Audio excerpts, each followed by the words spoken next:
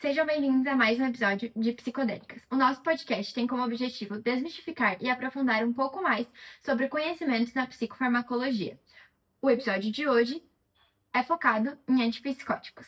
Os antipsicóticos surgiram na década de 1950 com a clorpromazina. Ela mudou completamente o tratamento das psicoses. Antes disso, os pacientes com esquizofrenia tinham opções limitadas e muitas vezes tratamentos desumanos. Na conversa de hoje, vamos contar com uma equipe multiprofissional, uma neurologista, uma psiquiatra, uma farmacêutica e também com a perspectiva de uma paciente que faz uso desses medicamentos.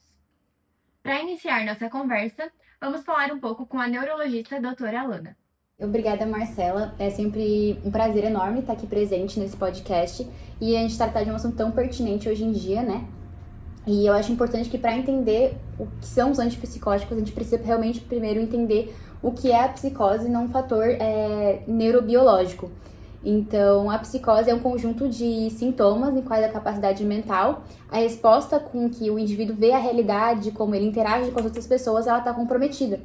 Então, como a gente vai falar num aspecto psicofarmacológico, a gente vai focar na psicose como a esquizofrenia. Porém, quando a gente trata de uma questão de psiquiátrica clínica, a psicose ela é um termo realmente mais amplo. E o que causa a psicose em si? Então, a psicose ela tem um conjunto de fatores, então ela não tem uma única causa exclusiva, ela pode ser tanto fatores genéticos como fatores de estresse, e esses fatores eles levam a uma alteração no circuito cerebral do indivíduo. E a gente tem algumas hipóteses, né? E a principal dela é a hipótese no neurotransmissor dopamina. Então, dessa forma, existe um excesso de dopamina em certas regiões do cérebro, especialmente na via mesolímbica, que é responsável pelo esse processamento das emoções e das motivações do indivíduo. Então, quando tem dopamina demais ali, o indivíduo ele começa a interpretar de uma maneira diferente estímulos neutros com significados ameaçadores, com significados especiais, e como consequência o indivíduo tem umas alucinações, sensações de ameaça, tem interpretações distorcidas da realidade. 4 principais vias da dopamina, que é a via mesolímbica, como eu tinha dito anteriormente, ali a dopamina ela fica hiperativa, então tem muita dopamina durante a psicose, e com isso gera sintomas positivos que a gente vai falar mais futuramente no podcast. E além disso, a gente tem a via mesocortical, que acontece o contrário, então ali tem uma hipoexcitação da dopamina, que contribui para sintomas negativos da psicose. Tem também a via nigroestiral, que controla o movimento, então quando a gente usa bloqueadores psicóticos, né, antipsicóticos, surgem os efeitos extrapiramidais, que são parecidos com o do Parkinson.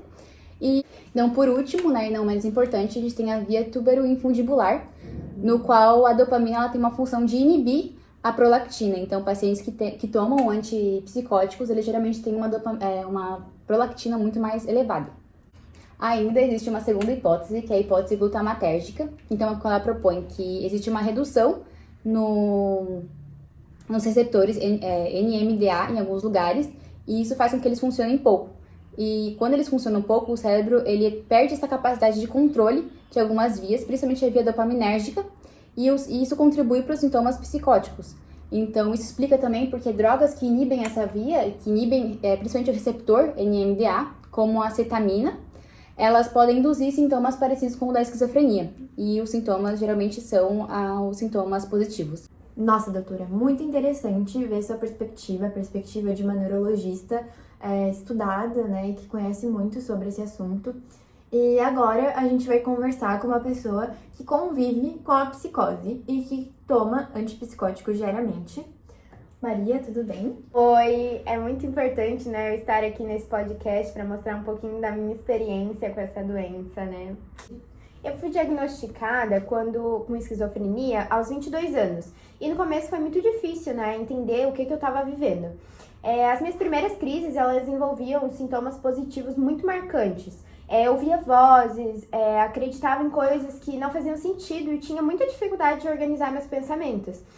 Quando eu comecei com os antipsicóticos, eu senti uma melhora gigantesca nos meus sintomas.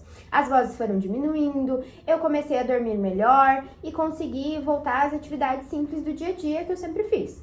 Mas nem tudo foi fácil. No início eu tive alguns efeitos colaterais, como sonolência, tremores leves e um pouco de ganho de peso. Eu fui conversando com meu psiquiatra que a gente conseguiu, né, ajustar a medicação.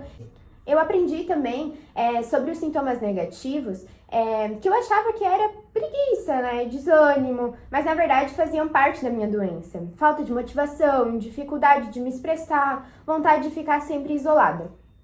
Entender o que estava acontecendo no meu cérebro e perceber que o remédio não me muda, mas ajuda, foi fundamental para eu aceitar o tratamento.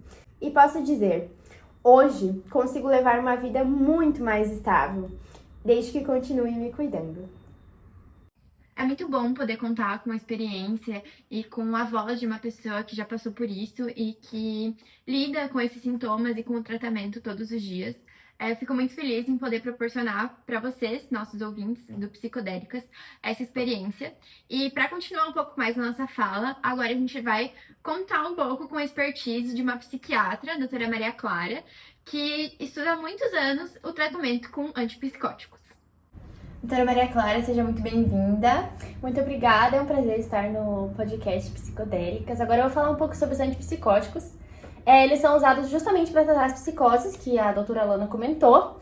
A indicação mais clássica é a esquizofrenia, mas a gente pode usar em transtornos esquizoafetivos e surtos psicóticos, agitação grave e até sintomas de transtorno bipolar.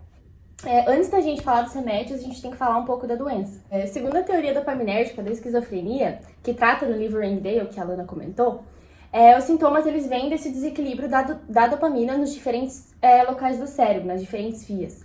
Então a gente tem os sintomas positivos, que eles são os mais famosos, eles não são bons, por mais que o nome seja positivo, mas eles adicionam alguma coisa à realidade. Então, esse adicionar alguma coisa à realidade pode ser o quê? Delírios, crenças relacionadas à perseguição, ou alucinações, que seria a pessoa ouvir vozes. A teoria desses sintomas fala que eles vêm do excesso de dopamina na via mesolímbica. Já os sintomas negativos, eles vão retirar essa capacidade. Então, eles vão trazer o quê? Falta de motivação, o rosto sem expressão, isolamento social.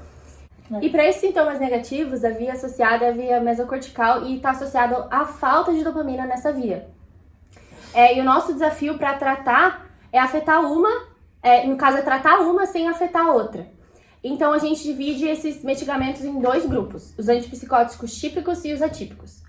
Os típicos são da primeira geração, então a gente pode começar chamando eles de clássicos. Eles são mais fortes e eles são receptores de dopamina via D2. E doutora, como que esses medicamentos funcionam? Bom, como eles são bloqueadores da dopamina, do D2, eles são muito eficazes contra esses efeitos positivos que eu falei pra vocês, que são os delírios e alucinações. Eles vão desligar esse excesso de dopamina na via mesolímbica. O problema é que eles bloqueiam o D2 não só onde a gente quer. Então, eles bloqueiam D2 em outra via, que a Alana citou, que é a via nigroestriatal. Essa via, ela acaba controlando os movimentos.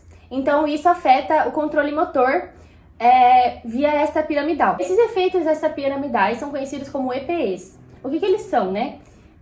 Eles são a distonia, que são essas contrações musculares dolorosas, uma inquietação motora, que é conhecida como acatisia, e o parkinsonismo, que se associa com a doença de Parkinson, né? Só que não é igual, se relaciona com a rigidez e os tremores. Tem outro sintoma muito comum, que é a galactorreia, que ela pode ser causada pela disfunção na via que aumenta a prolactina. Exemplos clássicos desses medicamentos de primeira geração, a gente pode citar o haloperidol, a clorpromazina, que a Marcela citou, e a flufenazina. A gente também tem os antipsicóticos atípicos, que eles são de segunda geração. Eles são a linha de frente hoje. O mecanismo deles acaba sendo mais inteligente. Eles acabam bloqueando o D2, só que eles têm menos afinidade com esse autorreceptor D2. Então, eles se soltam mais rápido. E eles acabam adicionando um bloqueio de receptores de serotonina via 5-HT2A. Isso tem uma vantagem, porque essa dupla não ligação e a ligação ao 5-HT2A, eles atuam contra os sintomas negativos. Bloqueando esse 5-HT2A, eles aumentam a liberação da dopamina via mesocortical, nesse caso ela estava em falta, já que eram sintomas negativos, e a principal característica desses medicamentos é a incidência menor daquelas características extrapiramidais que eu citei. Outra coisa muito interessante é que o 5-HT2A, ele protege a via nigroestriatal. o que reduz os efeitos motores. Só que esses tipos de medicação de segunda geração, eles têm menos problemas motores, só que ele tem maior risco metabólico. Isso acontece porque eles bloqueiam alguns receptores, como o de histamina, que estão ligados ao apetite. Então, por isso, a gente tem que monitorar o peso do paciente, o colesterol e o risco de diabetes. Entre os medicamentos dessa segunda classe, a gente pode citar a risperidona, a quetiapina, olanzapina e a clozapina. A última é usada na maioria dos casos. Nossa, doutora Maria Clara, extremamente interessante a sua fala. É muito legal a gente poder entender a base de como o fármaco ele age no alvo. E só que agora, como que acontece essa farmacocinética, né? Como que ele chega lá, como que o corpo lida com ele. E pra gente aprender um pouco mais sobre isso, nós temos aqui a nossa farmacêutica, Maria Eduarda. Obrigada, Marcela. Agora eu vou falar um pouquinho sobre como a farmacocinética dos antipsicóticos age de forma clara e prática. Os medicamentos, eles são altamente lipossolúveis, e essa característica influencia em praticamente todas as etapas do processo farmacocinético. Começando agora pela absorção, a maioria dos antipsicóticos, eles são administrados via oral, e eles têm boa absorção. No entanto, por serem muito lipofílicos, eles demoram para atingir concentrações estáveis no organismo, o que explica o efeito clínico completo aparecer depois de 3 semanas, de 1 a 3 semanas.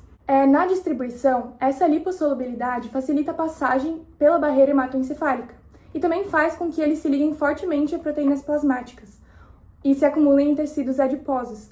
E tudo isso prolonga a ação do medicamento. O ponto central é o metabolismo. A maioria desses fármacos é metabolizada no fígado e principalmente pelas enzimas CYP, como a CYP2D6, a CYP1A2 e a CYP3A4. Por isso é importante a gente considerar as interações medicamentosas, porque qualquer medicamento que iniba ou induza essas enzimas pode modificar de forma importante a concentração do antipsicótico, levando tanto a toxicidade quanto a perda de eficácia. Então, Maria, você já falou sobre a absorção, a distribuição e o metabolismo desses fármacos. E a eliminação deles, como que funciona? Muitos antipsicóticos têm meia-vida longa.